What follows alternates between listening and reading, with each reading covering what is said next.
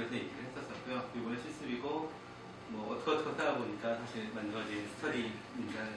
그래서 현장 경험을 얘기하는 거고 주로 여기서 제가 얘기하려고 하는 거는 보통 파이프라인 이렇게 됩니다 하는 것들은 다들 워크숍이나 이런 데도 많이 배우실 거고요. 저는 가급적이면 이제 그것들보다는 안에 파일 안에 뭐 어떤 내용들이 사실 들어있고 한 개를 처리하는 경우하고 또는 여러 개를 처리할 때는 어떤 식으로 처리하면 좋은가 뭐 이런 부분들에 대해서 좀 알려드리려고 합니다. 그리고 그래서 여러 번 반복하는 걸 취하고 있고요. 그래서 처음 가장 간단한 코드로 한번 좀 해보고 그 다음 그거를 한 개 해보는 걸 하고 10개 해보는 걸 하고 그걸 뭐 여러 개 할 때는 어떻게 하나 뭐 이런 식의 스토리로 진행을 할 겁니다. 그래서 지금 좀 이따가 그 로그인을 하시게 되면 제 디렉토리에서 그 코드를 만들어진 게 있는데 코드를 0번부터 3번까지 있거든요. 그래서 그걸 각각 카피를 하시고 그 하나하나 실행을 시켜가면서 하고 어떤 케이스들은 실행을 하면 좀 시간이 많이 걸리는 경우가 있거든요. 그리고 그런 것들도 알려드릴 거고 그 다음에 아까 같은 그런 서버들은 단일해서 돌리는 게 아니기 때문에 그 썬그리드 엔진에서 돌리는 방법들을 아마 아셔야 되는데 그건 이제 좀 덜 익숙하실 것 같아서 그 부분도 좀 소개를 시켜드리려고 합니다. 그리고 데이터들은 그 SRA라고 해가지고 NCBI에 있는 그 시퀀스 아카이브에서 가져오는 것들을 대상으로 할 겁니다.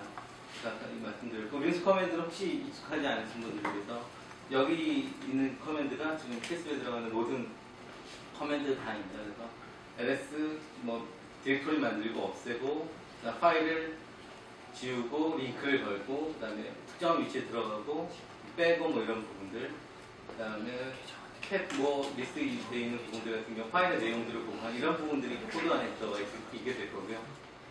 그 다음에 베리어블 세팅되어 있는 걸 확인하기 위해서 앵글이나 셋이나 에코 뭐 이런 것들을 루프를 돌리기 위해서 배시 명령을 하고 그 다음 맨 밑에 있는 큐스업 샘플즈 PC, 시클, BW에는 이제 NGS 관련해가지고 프로그램이 따로 있는 거고 그 프로그램들이 있는 거 그래서 뭐 알고 계시는 분들은 아마 알고 계실 거고요. 자, 그리고 뭐 아까 말씀드렸다시피 이거는 지금 마스터 서버를 지금까지 저희 파이썬 쓰는데 주로 사용하고 있었는데 뒤에 백엔드에 그 노드, 그 클라이언트 노드들이 있기 때문에 이제 그거를 좀 활용하는 걸 하려고 하는 거고요. 그리고 네. 그 컨벤션을 잠깐 좀 말씀드리면 지동 클라우드는 지금 썬그리드 6.2 이 파일가 지금 2011년 모델에 설치가 되어 있고 이제 썬그리드 호환이 되는 걸로 알려져 있고 그다음에 셔드에 있는 그 디렉토리가 있는데 그 슬래시 바이오 밑에 있는 것들이 거의 다 다른 그 클라이언트 노드라고 쉐어가 되는 부분이라서 데이터는 빈 디렉토리가 자유 활용 가능이고 오늘 실습에 들어갈 데이터를 저희가 넣어 놓을 겁니다. 그 클라우드는 빈 디렉토리 내용은 전혀 안 될 거고 앱은 제가 이 실습에 사용하는 소프트웨어들이 들어갈 거고요. 그다음 D는 썬그리드 엔진 설치 디렉토리로 되어 있습니다. 그리고 모니터링은 예, 갱글리아가 설치되어 있어서 그걸로 지금 현재 현황 같은 것들을 좀 볼 수 있습니다. 그래서 좀 하나 띄워서 보여드릴 텐데 지금 사용량이 얼마 안 되지만 여러 프로그램을 돌리기 시작하면 뭐 이 활용도를 확인할 수가 있을 겁니다. 일단 지금 계정을 다 만드셨죠? 예.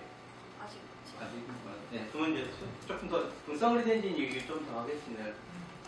이 썬그리드 엔진은 이제 보통 이제 저희가 컴퓨터를 받아가지고 일을 할 때 혼자 단독으로 쓴다 그러면 사실 이런 류의 스케줄러가 별로 필요 없습니다. 그냥 개인적으로 쓰기만 하면 되니까요. 그래서 코어가 뭐 24코어가 있는 뭐 서버든 상관없는데 이것들을 공용으로 쓰기 시작하면 그다음부터는 이런 문제가 됩니다. 이제 일종의 부킹도 있어야 되고 이제 스케줄링을 해야 되는 그런 문제들이 생기기 때문에 이런 프로그램들을 이제 만들어서 얘기하게 되는 거고요. 이 프로그램 같은 경우에는 그 잡이라는 개념으로 저희가 프로그램을 예약해서 던져놓고 그 결과들을 받는 형태라고 할 수가 있겠습니다. 그러니까 바로 결과를 주지는 않는 거고 내가 이런 그러니까 어느 정도의 그 슬롯이라고 표현을 하는데 CPU와 메모리를 할당을 해서 결과를 만들어 달라고 보내면 그 결과를 에러 또는 아웃풋을 포함해가지고 만들어 줍니다. 그리고 이제 거기에 관련해서 지금 쓸 수 있는 명령이 qhost라고 하는 명령이고요.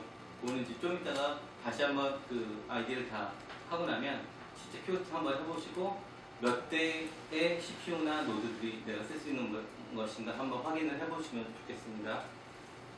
그리고 그다음 이제 또 쓰는 명령 중 하나가 qstat이거든요. 이거는 내가 지금 날린 그 잡이 얼마나 지금 실행되고 있는가 그런 것들 알아보기 위해서 하는 거고, 그 각각마다 상태가 있습니다. 그래서 어떤 케이스들은 잡을 돌렸지만 문제가 생겨가지고 에러가 되는 경우도 있고, 또는 잘 러닝이 되는 케이스들도 있는데, 그 각각들에 대해서는 이제 뭐 여기 있는 것처럼 스테이트가 나와 있습니다. 그런 것들을 확인하시면 될 것 같습니다.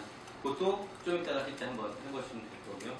그다음에 이제 실제로 잡을 던지는 게 이 QSub입니다. 그래서 서미션을 하는 건데, 내가 특정한 잡을 보통 이제 바이너리로 할 수도 있고, 또는 스크립트를 만든 걸 던질 수도 있는데, 이제 그걸 던져놓고 어디에서 작업을 하고 결과는 어디다 저장하고 뭐 이런 게 대한 것들을 지정하게 되어 있습니다. 그리고 뭐 CPU나 그 메모리를 어떻게 쓸 것이냐 이런 부분들도 있을 것이고, 아마 그 클러스터 환경에서 써보셨던 분들 아마 조금 익숙하실 겁니다. 클러스터 환경을 안 써보신 분들이 대부분이신가요? 아니면 써보신 분 혹시? 알겠습니다. 네. 그다음에 쉘 디렉티브라고 해가지고 이건 어떤 거냐면, 이 앞에 QSub에 보면 여러 가지 옵션들이 있는데, 이 옵션들을 그 스크립트 안에다가 명시적으로 집어넣을 수 있는 방법들이 있습니다. 그러니까 하나하나 일일이 치는 것보다는 이제 이 각각에 대해서 이제 스크립트 안에다 지정을 해놓게 되면 좀 더 편하겠죠. QSub하고 뒤에 그 스크립트만 쳐놔도 나머지가 될 수 있을 정도가 됩니다. 그래서 이것들에 대한 내용들은 이제 실제 좀 이따 코드를 열고 한번 확인을 한번 해보는 게 제일 좋을 것 같고요. 그리고 또 하나 중요한 건 이제 QDL입니다. 이건 내가 잡을 던졌는데 뭔지 에러가 생겨가지고 그냥 팬딩이 되는 케이스가 있습니다. 이런 경우에는 놔둔 것보다는 없애는 게 좋을 거고, 실제로 잘 돌아가고 있지만 시간이 생각보다 굉장히 많이 걸린다든지 또 여러 가지 이유로 지워야 되는 경우도 있는데, 그런 경우에 QDL을 씁니다. 그리고 이제 이거는 이제 관리자들을 대상으로 하는 내용이긴 한데, 이제 아까 클라우드.바이오 파이썬넷 같은 경우에 뭐 예를 들어서 저희가 한 20명의 유저가 있다 치면은 그 새로 사람이 들어올 때마다 관련되는 모든 클래스를 갱신을 해줘야 되는데, 사실상 그건 굉장히 쉽지 않은 일이고요. 그래서 여러 가지 방법들이 사실 동원됩니다. 그래서 제일 심플한 건 그냥 카피를 하면 되는데, 시스템 계정을 카피하는 건 좀 별로 안 좋고 유저 계정을 카피해야 되거든요. 시스템 계정은 각각마다 다를 수가 있기 때문에 그것만 카피를 하는 방법들, 그 다음에 또 인증 서버를 따로 두고 뭐 AWS든 또는 예전 같은 경우 예로페이지라고 해가지고 그런 YP 서버를 쓰는 방법들을 썼었습니다. 그래서 인증을 한 곳에서만 하면 나머지도 다 되도록 하는 방법을 썼었는데, 뭐 그런 것도 좀 약간 좀 피곤한 일이긴 합니다. 그래서 제일 심플한 거는 사용자 계정만 카피를 해서 동기화시키는 방법들을 많이 씁니다. 이제 그 중에 하나가 이제 데비안의 모먼트 쪽에 있는 싱컨 카운트라고 하는 것이고, 이제 요거 세팅을 해놓으면 그 내가 목표로 하고 있는 그 호스트랑 똑같은 사용자 계정들을 다 만들어줍니다. 그래서 한 번에 일괄적으로. 네, 한 번에 일괄적으로 반영이 되는 거고, 그래서 지금 저는 어떤 식으로 작업을 했냐면, 클라우드.바이오파이썬 한 4대 있는 마스터랑 똑같이 밑에 있는 클라이언트 노드가 되도록 세팅을 했고요. 두 번째는 새로 받은 서버에 마스터가 클라우드 바이오파이썬 단넷과 똑같이 되도록 다시 세팅을 했고, 그다음 나머지 밑에 있는 6대가 똑같이 되도록 세팅을, 이런 식으로 싱크 명령을 만들어 봤습니다. 그러니까 지금 한 3-4분 정도 데이터를 고치고 난 다음에 이제 바로 명령을 몇 개 정도만 치면 나머지 그것들이 동일한 이제 사용자 인증 정보를 가지게 되겠죠. 관리할 때 굉장히 많이 쓰는 방법이고, 패러럴 SSH나 SCP 같은 케이스는 이거는 마찬가지로 여러 대 서버에다가 동일한 명령을 보내거나 파일 카피할 때 사용을 합니다. 뭐 제일 많이 케이스는 패키지들 같은 경우 다 계속 똑같은 것들을 깔아야 되는 경우들이 있죠. 왜냐면 이게 마스터에서 돌아간다고 해가지고 클라이언트 노드에서 돌아간다는 보장은 할 수 없습니다. 그러니까 제일 좋은 방법은 마스터에도 소프트웨어가 설치되어 있고 클라이언트 동일한 소프트웨어가 설치되어 있어야 되고, 그래서 그거를 이제 동기화시키는 목적으로 이제 저런 명령을 써서 양쪽 다 깔리게 하는 방식으로 쓰고 있습니다. 근데 좀 이상하네요. 패러렐 쉘 패럴렐 SSH 같은 경우는 이제 커맨드를 이슈하면은 보통 이제 SSH는 리스판스를 주는 거잖아요. 네네. 그럼 이제 여러 놈한테 동시에 커맨드를 이슈하게 되면 각각이 다 이슈가 그 리스판스가 다르고 그것들이 어떤 경우는 이제 에러가 발생하기도 그럴 텐데 그 리스판스는 한꺼번에 쭈르륵 올라오는 거예요. 순차적으로 다 났습니다. 그러니까 하나의 커맨드는 하나가 이슈가 되는데 각 이슈 그 리스판스는 각 머신이 따로따로 다 올라온단 말이죠, 한 번에. 네네.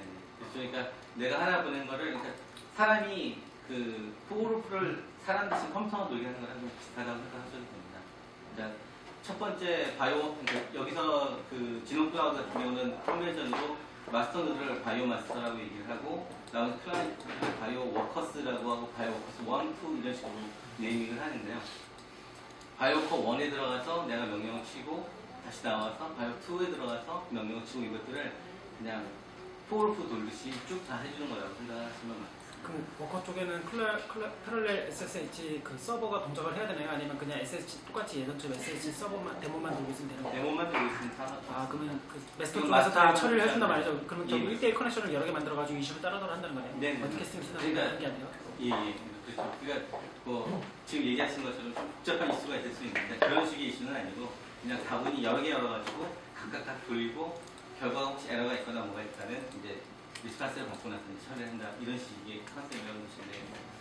그리고 컨피그레이션 같은 케이스도 이제 해놓은 것들을 복사를 할 때 패러렐 SCP를 써가지고 복사를 하는 식을 쓰겠죠. 그렇게 되면 뭐 제일 많이 하는 것 중에 하나 설정이나 프로그램들을 깔아놓은 것들을 그 바이너리 같은 경우가 이제 뭐 바이너리 보안성이 다 보안돼 있기만 한다면 이제 그냥 기본적으로는 그냥 카피해놓는 형태로만 해도 되고 또는 샤드 디렉토리에다 깔아놓기만 해도 사실상 상관은 없습니다. 그리고 이건 넘어갈 거고요. 지금 셀프 데이터는 니프티 2012하고 그다음에 천시동 쪽에서 썼던 코렉션 시퀀싱 데이터를 쓰긴 쓸 건데 요거는 요걸 한번 검색을 한번 해보시겠어요? 지금 아직 안 됐죠? 아, 제가 네네. 저한테 뭐가 좀 있죠? 여기에서 한번 검색을 해보시면 요 페이지는 어떻게 들어가냐면요. NCBI는 NCBI SRA라고 검색을 하시면 이걸 검색하시는 데 가시고요. 거기 SRA에 가서 다시 이 코드명으로 검색을 해보시면 요 아래 화면 같은 것들이 나올 겁니다. 그래야 화면이 안 보여서 좀 불편하네요. 잠깐만요.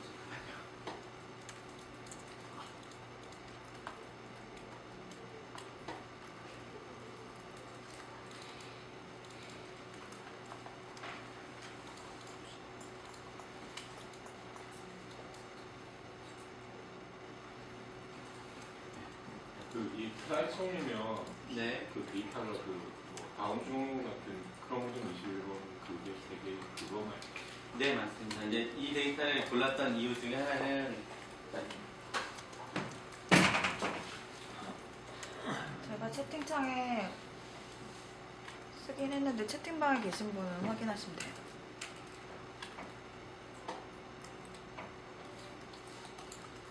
이걸 골랐던 이유 중에 하나는 이제 보통 NGS 데이터가 그냥 폴딩- NCBI 검색하면은 다 네네. 네, 저로 들어가실 수 있어요.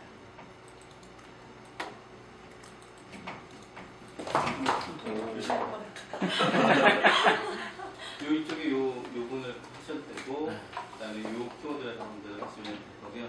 이제 이걸 선택했던 이유 중에 하나는 NGS 데이터가 사실 굉장히 크기가 큽니다. 이제 폴지움 시퀀싱은 뭐 당연하고요. 호렉섬도 마찬가지로 해서 좀 적절하게 작은 크기면서 실습을 하기 좋은 게 뭐가 있을까라고 생각이 드는데 로우 뎁스로 찍은 것들이 이제 좀 있죠. 이제 그런 것 중에 하나가 사실은 그 NGS 활용 중에 하나인 그 트라이솜이나 그 언디플로이디를 보기 위해서 찍은 샘플들 같은 경우에는 1x 이하로 찍습니다. 보통 0.1까지도 내려가는 경우가 있습니다. 0.1x까지. 그래서 그런 정도라도 한다면 굉장히 크기가 작기 때문에 테스트를 해보기도 괜찮고요. 그런 목적에서 사실은 이제 골랐습니다. 이제 이거는 2012년에 니프티 쪽에서 어쨌든 그 트라이소미를 디텍션하는 유에 관련돼서는 지난번에 한번 뭐 설명을 해드리긴 했었는데 어쨌든 거기서 한 900세 개 정도의 샘플을 테스트를 그러니까 실제 시퀀싱을 하고 난 다음에 이제 그걸로 자발성이 트라이소미 체크를 하고 했던 데이터들을 지금 올려놓은 게 여기 올라가 있고, 그래서 여기 보면 그 샘플이나 이쪽에 보면 이제 그 관련된 그 스터디 서머리나 이런 부분을 들어가시게 되면은 그쪽에 나머지 데이터들에 대한 정보들도 있고, 실제로 제가 이미 데이터들을 받아다가 저기다 그 저장을 해두었습니다. 그래서 이따가는 직접 아스페라로 받아보는 것도 하시겠지만, 그러니까 받는데도 시간이 좀 걸리니까 미리 받아놓은 걸 가지고 한번 시습을 해보실 수가 있고요. 그리고 또 다른 거 하나 더 있는데,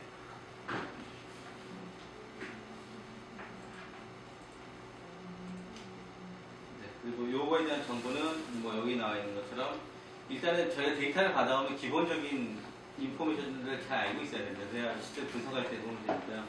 보면 뭐 중요한 정보는 홀드럼 시퀀싱이라고 하는 거고, 그 다음에 그 페어드엔드가 아니고 싱글엔드로 되어 있다는 점, 그 일루미나 시퀀싱이라고 하는 그걸로 되어 있습니다. 그래서 그 중에서도 지금 약간 아웃데이트가 되어 있지만 지노모나라고 하는 기계에서 뽑은 시퀀스고, 그래서 그 요즘은 뭐 백일 베이스가 뭐 보통 많이 쓰이는 리드 렌스이긴 하지만 이 케이스에서는 한 35 정도밖에 되지는 않습니다. 좀 짧은 편이긴 하지만 이런 류의 진단을 하는 데나 또는 그 익스프레션 같은 걸 보는 데는 별로 그렇게 나쁘지는 않습니다. 그리고 이제 이 다음에는 SRA 툴킷에 대해서 잠깐 설명을 드릴 텐데요. 이 앞쪽에는 SRA 쪽에서 이 링크를 가시게 되면 이제 요 부분을 이제 클릭을 하시게 되면 보통 이제 이 아스페라라든지 또는 FTP로 해서 받을 수 있는 링크들이 뜹니다. 근데 이제 FTP로 해서 받으면 사실상 좀 느리고요. 아스페라로 해야 굉장히 좀 빨라질 겁니다. 그래서 이제 아래쪽에 같은 경우 하게 되면 이렇게 하면 FTP가 뜨는 거고요. 이렇게 해서 받으면 사실상 좀 느리고요. 이것들을 이제 아스페라 슬라이드가 지금 제가 이쪽 윈도우 쪽에 설치가 안 돼 있어서 그런 건데 윈도우 쪽에서는 설치를 해놨습니다. 그래서 그렇게 받으시면 되고, 그리고 이렇게 받은 데이터는 받아놓고 나면 .sra라고 하는 형식을 가지고 그 확장자를 가지고 있습니다. 근데 이거는 우리가 그 데이터를 쓰고자 하는 파스타큐 포맷은 아니거든요. 근데 이거는 그 SBI SRA 쪽에서 데이터를 뭔가 패키징 해놓은 다른 방식이라서 여기서 파스타큐 파일을 뽑아내야 됩니다. 이제 그 류에 쓰이는 게 SRA 툴킷이라고 하는 것들을 만들어 두었고요. 그래서 거기 보면 이 페이지도 이제 검색해서 들어가시면 보통 나오는 페이지고, 이제 그 중에 여러 가지 프로그램들이 있는데, 저는 이제 파스타큐 덤프라고 하는 프로그램을 쓸 겁니다. 이제 실제로 SRA 하나 안에 들어가는 건 파스타큐만 들어가는 건 사실 아니고요. 그 이미 얼라이먼트가 된 뱀 파일이나 뭐 이런 다른 류의 정보들도 사실상 들어갈 수가 있는데, 아마 뭐 일종의 그 패키징 포맷으로 생각을 하고 만든 것 같습니다. 그래서 일단은 우리는 파스타큐 덤프라고 하는 프로그램을 가지고 SRA 안에 들어있는 데이터를 뽑아서 파스타큐로 만들 겁니다. 네, 한 가지 코멘트 드리면, 저 파스트큐 덤프가 최근 데이터는 저걸로 쓰는데요. 저희가 예전에 그 퍼블리시돼서 된 데이터를 저걸 가지고 콜링을 해봤더니 그게 알고 봤더니 솔리드 포맷이었어요. 솔리드 포맷 같은 경우는 저 아래에 있는 ABI 덤프 저걸 쓰시면 됩니다. 맞습니다. 그러니까 지금은 사실 솔리드 이렇게 생각보다 옛날 데이터만 남아있죠. 네. 그러다 보니까 이제 그걸 어떻게 풀게 되는지 뭐 이런 부분에 사실상 문제도 있고요. 이제 뒤쪽 실습하실 때 그런 얘기도 사실 나옵니다. 요즘은 그 프레스코 퀄리티 스코어 같은 케이스도 생어 포맷으로 되어 있지만 예전 같은 경우는 포맷이 각각 달랐던 적이 있죠. 뭐 이런 부분들도 사실은 이제 내용을 보고 파악을 해야 되는 거니까.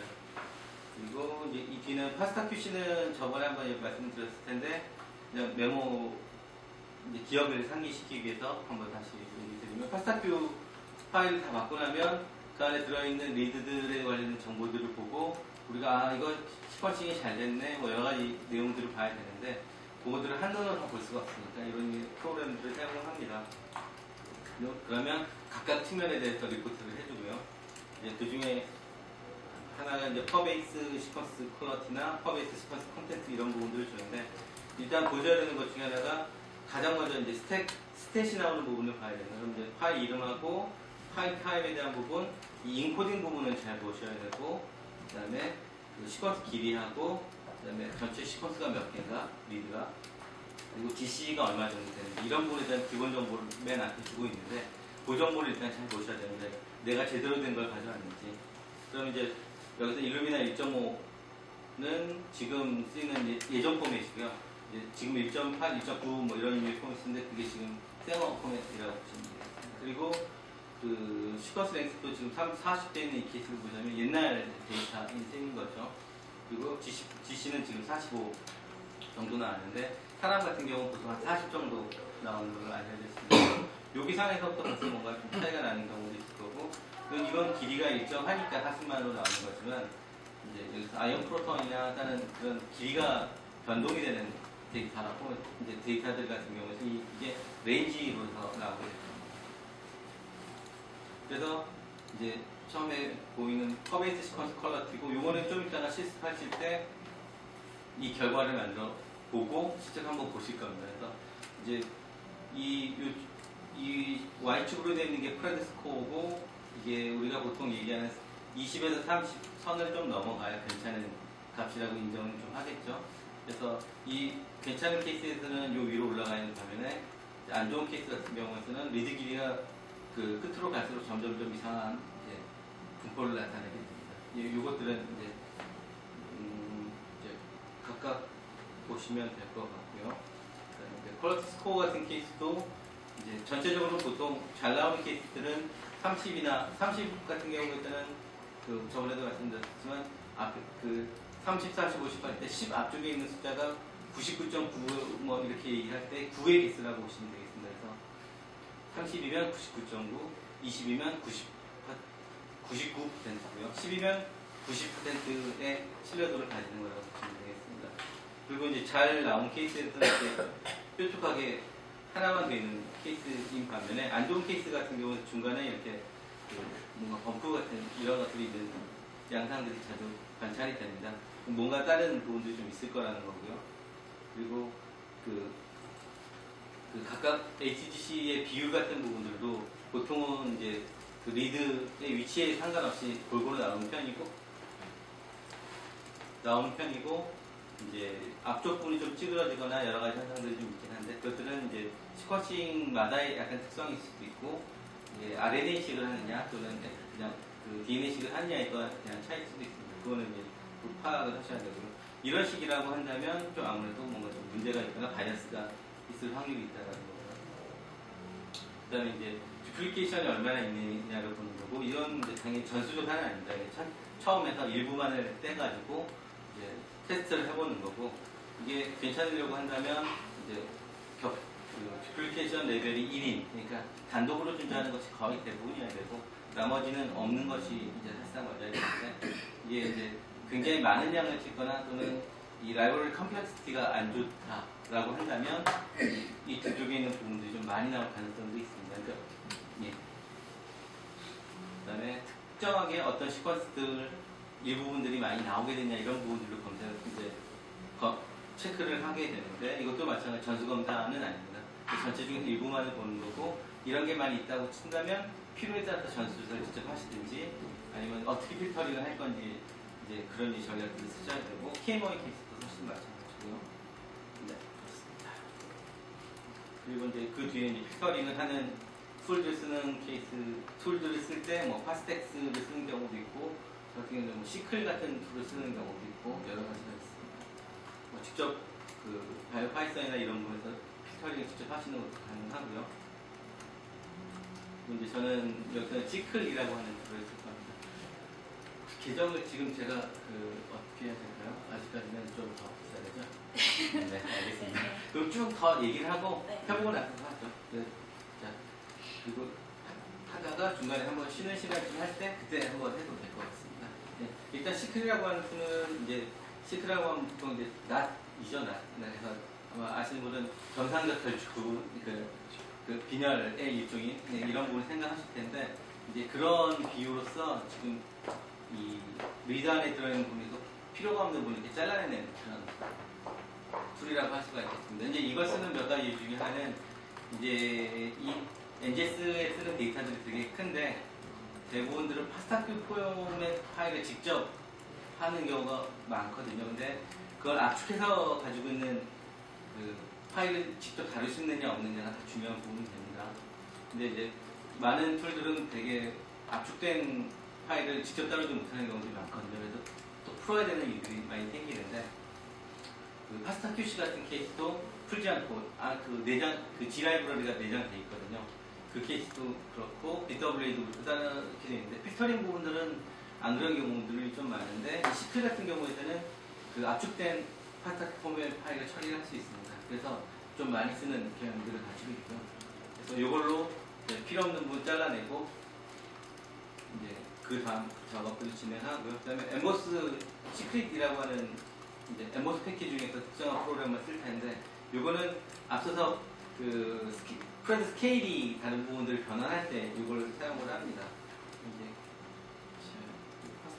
파스타큐 파일 포맷이 어떻게 다른가는 이제 밑에 파스타큐 포맷 같은 경우에는 퀄리티 스코어가 아래쪽에 굳은 상태라는 거 말씀드릴 거고요. 위쪽에 관련된 커멘트가 있고 시퀀스가 있고 이제 한 칸 띄고 여기는 보통 위랑 비슷하게 적어주거나 클래스만 적어주고 맨 아래쪽에서는 이 문자들로 이 퀄리티가 얼마나 좋다는 것을 설명을 했습니다. 이제 이걸 직접 보고 사실 이게 어느 정도 괜찮은지를 알면 제일 좋겠는데 안 그러니까 이제 테이블을 보거나 하는 거지만 이제 여기서 보통 보면 지금 이제 영문자가 이렇게 나와 있는 이 케이스라면 이제 이게 스케일이 어떻게 되느냐가 좀 달라지긴 하겠지만 별로 썩 좋아 보이는 그 데이터는 아닌 것 같습니다. 그래서 파스타 포맷 같은 케이스는 뭐 설명을 저번에 하긴 했었지만 중간에 보면서 한번 보시는 게 나을 것 같고요.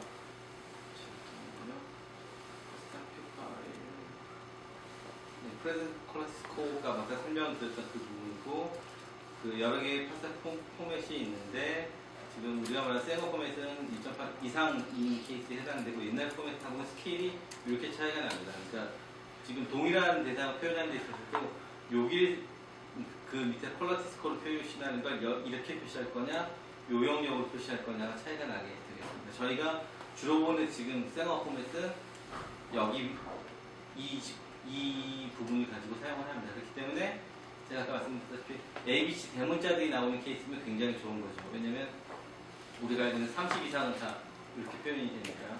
그리고 5, 6, 7, 8, 9 하고 이런 정도라고 한다면 한 20 정도 선에서 30선 차이니까 이걸 보시 선택을 하시고 0, 1, 3, 4, 5가 나오거나 또는 우리가 보통 그 키보드 상위에 있는 이 몇 가지 다른 문자들 이런 게 같이 보이는 경우라고 한다면 별로 좋지 않은 퀄리티가 되겠죠. 그래서 좀 알아볼 수 있을 만한 부분이면 좀 더 괜찮은 거고 알아보지 못할 만한 부분이면 퀄리티가 그렇게 좋은 편은 아니라 그냥 직관적으로 좀 생각을 하시면 되겠습니다. 그래서 요걸 포맷을 바꾸는 것도 좀 이따가 한번 해볼 거고요. BWA는 이제 얼라이먼트인데 얼라이먼트 주제 하나로는 뭐 커버를 못 하겠죠. 그래서 일단 이런 류의 얼라이먼트 작업을 한다라는 걸 저희 스터디에서도 아마 할 거고 말씀드리고 일단은 우리 데이터 리드를 레퍼런스에다가 잘 갖다 붙여준다라는 거는 기억을 하시고 근데 리드들이 어떤 경우는 리피트도 있고 또 유니크한 것도 있기 때문에 실제 데이터 한번 보면 붙은 상태에 대해서는 일단 한번 다시 설명드리도록 하겠습니다. 그래서 샘 포맷으로 나온 것들도 이제 그걸 결과를 어떻게 볼 거냐에 대해서 있는데 샘 포맷에는 헤더하고 실제 리코드에 대한 부분들이 같이 들어있습니다. 이것도 결국은 데이터를 직접 보면서 보는 게 제일 좋으니까 일단 제가 좀 이따가 이 파일을 공유를 해드리겠습니다. 왜냐면 이게 이걸 다 기억을 하면서 데이터 파일을 직접 보면서 기억나는 사람이 그렇게 많지는 않거든요. 그냥 제일 좋은 거는 뭐 이런 류의 레퍼런스로 프린트를 해놓고 보면서 같이 보시면 아마 제일 좋을 것 같습니다. 좀 더 공유를 해드리면 그걸 한쪽에 열어놓으시고 그걸 보면서 지금 데이터를 한번 보시는 게 제일 좋을 것 같습니다. 플래그에 대한 얘기들도 있고 나중에 헤더나 이런 것들은 데이터를 일단 열어볼 때 다시 한번 또 와서 얘기하겠습니다. 그래서 이것들은 좀 이따 한번 고민할 텐데 리드그램의 정보가 뭐가 들어가면 좋으냐 보통 저번에도 그런 얘기를 한번 했었는데 보통 그 GTK에서는 보통 한 4가지 정도가 들어가면 좋겠다고 얘기를 합니다. 그래서 아이디는 반드시 들어가야 되는 거고 근데 아이디를 뭘로 넣을 거냐라는 것 사실은 좀 다른 얘기가 되는데 그냥 가장 심플하게 하면은 샘플랩이랑 그냥 똑같이 합니다. 이 뒤쪽에 SN도 사실 샘플이고 해서 그걸 의미하는 거고요. 이제 그거보다 좀 더 복잡하게 하고 싶으면 직접 시퀀싱을 하시는 곳이든 아니든 뭐 이렇게 몇 가지가 있겠습니다만 라이브러리하고 샘플 뭐 이렇게 하는 것도 한 가지 방법일 거고 또는 일련 번호를 하나씩 만들어서 그렇게 적용을 하셔도 될 것 같고요. 그럼 이제 그러면 따로 그거에 관련된 그 대장을 하나 만들어 두셔야겠죠. 그래서 이 아이디 몇 번은 어디서 뭐가 만들어졌고 셀프 아이디든 아니면 뭔가 공유하는 곳을 하나 만들어서 기록을 해주면 도움이 많이 될 겁니다. PAI 같은 경우에는 플랫폼이니까 플랫폼 정보는 반드시 넣어주시는 게 아마 좋을 것 같습니다. 이 일루미나로 했는지 또는 뭐 프로톤으로 했는지 그런 유에 대한 정보고 LB 같은 경우는 라이브러리인데 라이브러리를 여러 번 만드는 케이스도 사실 있고 어떤 경우에서는 인스턴스 사이즈를 좀 바꿔가지고 하는 경우들이 있거든요. 그런 류의 정보 만약에 또 이제 페어드엔드라고 한다면 인스턴스 사이즈의 값도 사실 넣어두면 나중에 분석할 때 도움이 됩니다. 그러니까 어쨌든 우리가 데이터 파일을 받으면 그 데이터 파일 모든 걸 설명해 주는 건 사실 아닙니다. 그래서 가능하면 그 안에다가 정보를 이렇게 넣어주면 헤더로 넣어주면 제일 좋고 그게 안 된다고 하면 원래 데이터를 만들었던 정보들을 어떻게든 입수해가지고 봐야겠죠. 우리의 경우에는 지금 SRA에 CBI SRA에 있는 걸 보기 때문에 SRA 그 아까 그 런 넘버가 있기 때문에 그 런 넘버만 보면 같이 찾을 수가 있습니다. 이제 이런 류의 정보들을 이 안에 헤더에 넣어주게 되면 좋다는 것이죠. 이 리젠프로 나와 있는 것들이 뭐 이렇게 되어 있습니다. 리드그룹의 각각 정보가 뭐 특정 플로셀에서 뭐 몇 번째 레인에 했던 정보다라는 그런 정보들을 같이 비교를 하고 있고요. 프로그램을 돌려서 뭐 결과를 냈다면 그 정보도 같이 이 안에 넣어주거나 또는 자동으로 넣어줍니다. 예를 들어 BWA나 또는 다른 툴들도 요새는 대부분 다 정보들을 다 넣어주게 돼 있어서 결과 계속 피터링을 거치게 되는데 피터링 거칠 때마다 그런 류의 정보들을 계속 달고 지나가는 것입니다. 그리고 뭐 반드시 들어가야 되는 정보가 있고요. 이 부분 말고 뒤에 옵셔널하게 들어가는 정보들인데 이 옵셔널하게 들어가는 정보들도 실제로는 굉장히 많은 내용들을 담고 있습니다. 이게 그 관련된 규약에 해당되는 건데 제가 이 부분은 BWA 같은 경우에서도 사실상 그런 류에 관련된 정보를 주고 있는데 실제로 데이터 한 개를 여러 가지고 안에 보게 되면 이 뱀 파일 안에 처음에 있는 부분들을 몇 개 잘라서 본 건데요. 그러면 이게 바로 아까 각각 리드의 아이덴티파이어가 되는 거고 이제 그 어떻게 매치가 됐는지 그리고 위치가 몇 번째 크로모점의 몇 번째 위치라고 하는 그런 정보들을 가지고 있고 뒤에는 시퀀스, 퀄리티 그리고 옵셔널하게 데이터가 들어가는 부분이 있습니다. 그리고 여기 보시면 XTAR 돼 있고 RRU라고 되어 있는 부분들이 있는데 이런 인포메이션들이 R 같은 경우 리피드를 얘기하고 U 같은 경우에는 유니크한 걸 얘기하고 있습니다. 이제 보면 TA, CCT, TA, CCT 뭐 이런 식으로 계속 반복되는 패턴들이 있거든요. 그 뒤에도 GGCT 그러면 어차피 그 얼라이너 자체에서 이런 유로 걸러주고 있는 거고 내가 만약 특정한 이유에 있어서 유니크한 리드만 써야 되는 경우들이 있다고 한다면 위쪽에 XTAR이라고 되어 있는 이 부분들은 걸러주고 U라고 되어 있는 부분들만 잘라가지고 쓰게 된다면 이제 유니크한 리드만 쓸 수 있겠죠. 이거는 이제 퀄리티 스코어 그 앞에 쪽에는 우리가 베이스 퀄리티라는 얘기를 했었지만 얼라이먼트도 마찬가지로 퀄리티가 있습니다. 그러니까 이게 매핑이 유니크하게 매핑이 되면 얼라이먼트 스코어가 높고 그다음 유니크하지 않고 여러 곳에 매핑될 수 있다고 하면 스코어가 낮을 겁니다. 이제 그리고 스케일은 앞쪽에 로그 스케일이랑 비슷하게 쓰고 있고요. 프렌드 스코어나 그러면 이제 보면 이게 그 값을 나타내고 있는데 0이라고 지금 나와 있는 케이스들은 이거는 좀 유니크하지 않고 여러 곳에 될 수 있다는 얘기인데 지금 보시면 아까처럼 리핏이 있기 때문에 리핏 있는 위치는 내가 이렇게 옮기든 다 어느 쪽이든 맞다고 얘기를 할 수가 있는 가능성이 있는 거고요. 그리고 이 뒤쪽에 있는 정보들 NM하고 이런 류의 정보들이 있는데 이제 X0 이게 BW 케이스입니다. BW 케이스는 X0하고 X1 같은 케이스에서 주는 정보가 뭐냐면 베스트 매치가 되는 것의 정보가 이 X0에 있고요. 두 번째로 매치가 되는 거에 대한 정보가 X1에 있습니다. 그럼 이제 이 베스트 매치가 되는 게 7개라고 하는 거는 그런 리핏들 때문에 여러 곳에 다 맞는다는 얘기가 되겠죠. 그럼 이건 얼라이먼트 스코어가 별로 안 좋을 겁니다. 분명히. 그래서 0이 나왔던 것 같고 뒤쪽에 두 번째로 맞는 케이스로 25군데가 있습니다. 이거는 뭐 정말로 아무데나 매핑해도 이상하지 않은 거겠죠. 그리고 이 뒤쪽에 가서 MD 이 부분 말고 X라고 하는 부분들이 있는데 이 값들이 그렇게 생각보다 나쁘지 않고 한 서너 개 정도만 있다고 한다면 거기다가 얼터너티브로 어디에 붙을 만한 다른 것들이 있다는 정보를 이 XA 탭에다 넣어줍니다. 근데 너무 많으면 사실 다 못 넣기 때문에 이런 케이스는 7개, 25개니까 정보를 아예 넣지를 않고요. 이 경우 같은 경우에는 한 3군데 정도가 베스트 매치입니다. 그러면 이 정도는 정보를 뒤에 넣어줘도 괜찮겠죠. 그래서 이 뒤에다가 XA하고 이제 특정 크로모즘의 몇 번째, 여기서 상대적으로 몇 번째 위치, 그 다음에 이 경우에서는 매치가 어떻게 됐느냐의 정보를 같이 넣어줍니다.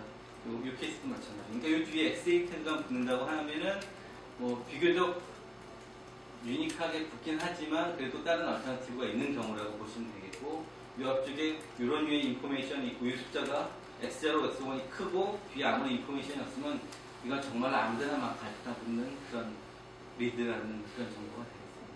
이 유니크 리드는 어느 경우에 많이 중요하냐면 여기 트라이소미를 이제 측정하는 케이스에도 되게 이제 중요한데 이 알고리즘에서는 이제 G스코어라고 해서 크로모즘마다 어느 정도의 리드가 가는지를 측정을 합니다. 근데 그 측정을 하는 리드의 기준이 유니크 리드입니다. 그러니까 이렇게 그 리핏이 많이 들어가는 케이스들은 어느 곳에서 볼 수 있기 때문에 오히려 노이즈로 작용을 하고 이것들을 빼주고 유니크한 리드만으로 계산을 하게 된다면 좀 더 괜찮아지고요. 물론 중간에 이제 비닝을 해가지고 GC에 대한 그 코렉션을 해주게 되면 좀 더 정확한 값이 나오고 뭐 몇 가지 그런 트릭들이 좀 더 숨어 있습니다. 그래서 일단 데이터를 샘 파일이든 뭐든 이렇게 다 만드셨으면 그 안에 들어있는 내용을 보시고 이 내용이 뭘 얘기하고 있는지를 이렇게 좀 보시는 게 좋습니다. 그리고 그것들을 내가 어떻게 처리해야겠구나라고 하는 판단이 서시면 그거를 대규모로 처리하는 건 다른 방법들이 있는 거라고요. 대본의 툴들을 쓰는 것들은 그냥 정해진 방식으로만 처리합니다. 그 정해진 방식이 내가 하려고 하는 일을 반드시 해주는 건 아닙니다. 그런 부분을 한번 보시고 확인해 보시는 게 필요할 것 같고요. 그래서 옵션 여기 말씀드렸던 것처럼 에딕 디스턴스, 그 다음에 X1, X0, X1에 대한 얘기고 이 앞쪽에 있는 그 35M 이 케이스 같은 경우는 위치가 매칭이 됐고 그러니까 더 들어가는 부분이 없다는 뜻이지 이게 그 코렉트하게 맞다는 뜻은 사실 아닙니다. 이 부분은 뒤쪽에 이제 그 에딕 디스턴스 같은 값에서 그런 유의 정보들을 얘기를 해주고 있거든요. 그래서 위치상으로 맞다는 거죠. 중간에 갭이 없다 또는 내 쪽이 갭이 빠지진 않았다라는 얘기를 해주는 것 같습니다. 그러니까 이 값들을 가끔 보통 혼동하는 케이스가